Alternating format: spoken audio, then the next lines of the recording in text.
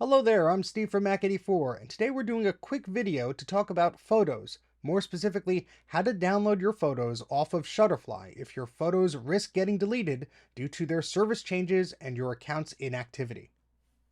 Digital cameras are fantastic, and most of us take thousands of photos a year on our smartphone or digital cameras. And we tend to share these photos with others, and sometimes it's in the form of a physical book or a wall calendar or a magnet, etc. And if you use Shutterfly.com to create these books or doodads, well, you might want to check your email and go to download your photos while you still can. This is because as of January 2023, they have changed their policy from storing your unlimited uploaded photos forever on their servers to only letting you keep your photos on their servers if you buy a book or something from them every 18 months. This means if your account has been inactive for 18 months or so, like mine has been, you have until March 29th, 2023 to get everything off their service before your photos go bye-bye. They claim this change is because they have over 100 billion photos on their servers, and well, you know what? They could use any excuse they want. What are you realistically going to be able to do about it? Nothing. Well, almost nothing. See, they don't really care about your photos because if they did, they'd make this whole download process a lot easier. And if it was easy and straightforward, I probably wouldn't be making this video. They care about your money, plain and simple. They want you to buy another book or a magnet or whatever. And honestly, if you do that already every 18 months or so or below that, this video isn't really for you. Enjoy using their service, have fun. Just remember, do not use their website as some sort of backup strategy. Never delete your original photos from your device or computer once you upload them to a service like Shutterfly. Always make sure you have a good backup strategy or use services like OneDrive, iCloud, Google Drive, or Backblaze for online backups where you have more control over your files. Or you could do it locally with a USB drive or burning Blu-ray discs, etc. Nothing lasts forever, especially when it's a free service like this one, so don't rely on it to back up your precious photos. Anyway, so apparently I was affected by this service change, and yeah, I forgot I even had an account, and I'm going to assume a few of you watching also forgot you had an account. Thankfully, their password reset process is fairly simple, so if you do forget that you actually have an account, you could reset your password and log in with your original email address to get back into your account. And it wouldn't hurt to ask some of your friends and family to make sure that they don't have a dormant account as well. What sort of spurred this all was honestly my mom. She used this service a lot, and although she's no longer with us, a lot of her photos were still on that service. And so I got an email about my account and thought, oh my goodness, I wonder if I could get into her account. And it turns out she had four of them. She was, I guess, using multiple accounts to get discounts. Way to go, Mom. Even though I think we had all the original photos that she uploaded, I decided to download them just in case. And that's when I discovered what a convoluted process it was just to download your photos, especially the original high quality versions of those photos. So I want to share with you what I learned so you could get access to your photos and download them if you are in a similar situation. Because it could very well be the case that you have photos on Shutterfly that unfortunately are not elsewhere. Maybe they were imported from a social media site like Facebook, or you used the iPhoto library exporter tool they had back in the day, and maybe you don't have that computer anymore. First off, you have to log into your Shutterfly account. What you want to do is go to the top right and select Photos. You also have albums and projects, but we're going to be focusing on photos because when you upload things, they aren't specifically sorted into albums, but every photo you upload is displayed under the All Photos tab. Now, a quick word of warning, unfortunately, you can't download projects. So if you made a photo book or a mug or a magnet or something like that, you can't necessarily download that project file. Not that I think there would be anything you could do with that if you could, but it's just a bunch of XML and images and stuff like that, and you can't really do anything with it. The problem is if you had a really great book and you wanted to save some of the images in there as they are represented in the book and not the individual files. Or maybe you want to save their placement or edits or the captions that are put around the photos. You can't really do that other than just taking a screenshot.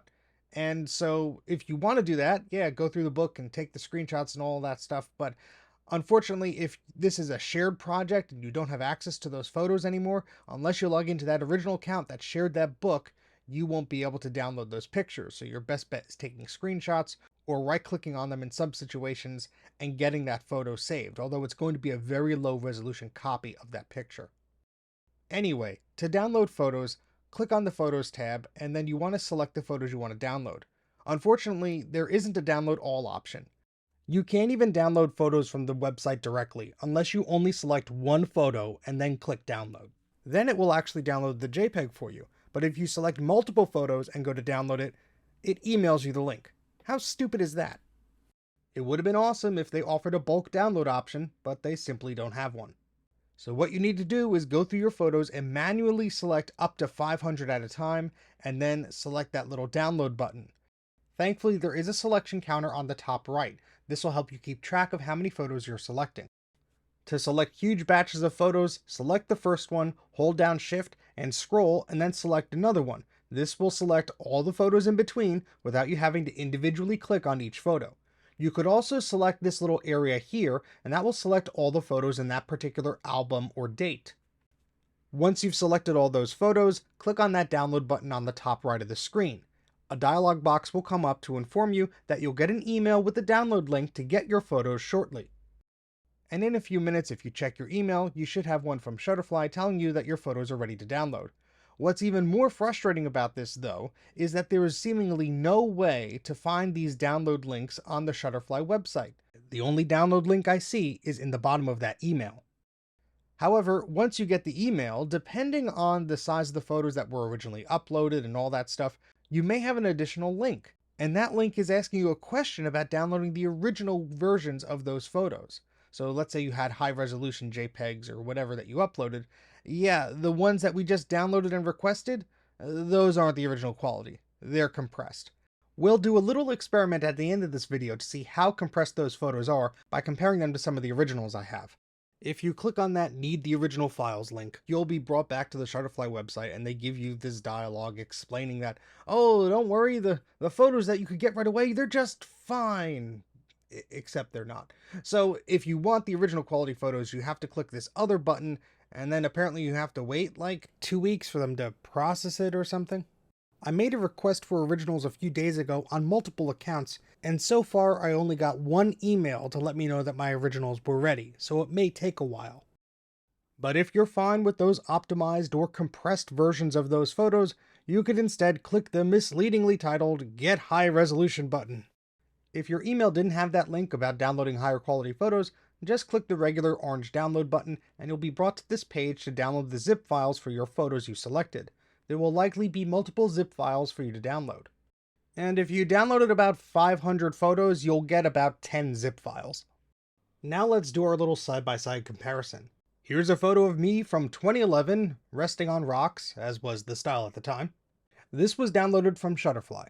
This is the compressed, non-original version of the photo I got by clicking on the orange download button in the email. It's just over 500 kilobytes in size. Now let's look at the original photo on the right, which is 3.5 megabytes in size. That's a huge difference. Now this video is going to be on YouTube and it's going to be compressed enough as it is. However, from this view, the photos look fairly similar. So let's take a deeper look. Now the photos actually share the same resolution, which is great. I actually thought they would downscale some of these, but by opening up each photo, it seems the resolution is the same. However, when you do zoom in, and if you are looking for them, you will find some compression artifacts or things looking a little softer than they did in the original photo. But when you really start to zoom in, that's where things fall apart.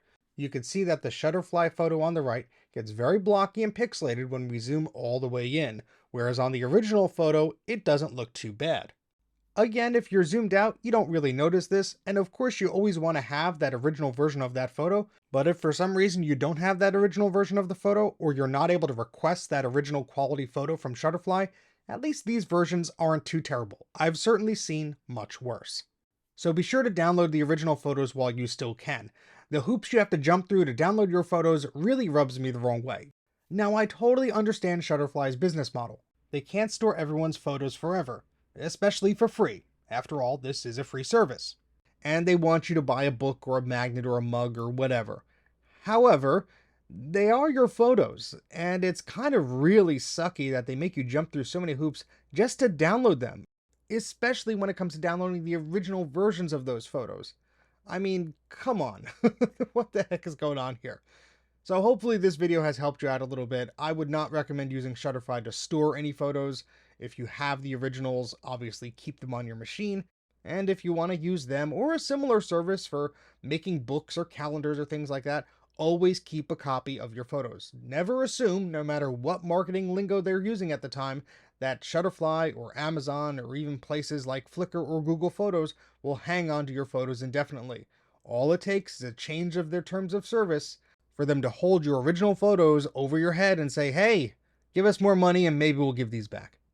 So hopefully this was helpful. Remember to back up your photos and videos, burn them to a disk, send them to a friend on a hard drive. You never actually have a backup unless you have more than 2 copies of it. And I'll catch you right here next time on Mac 84.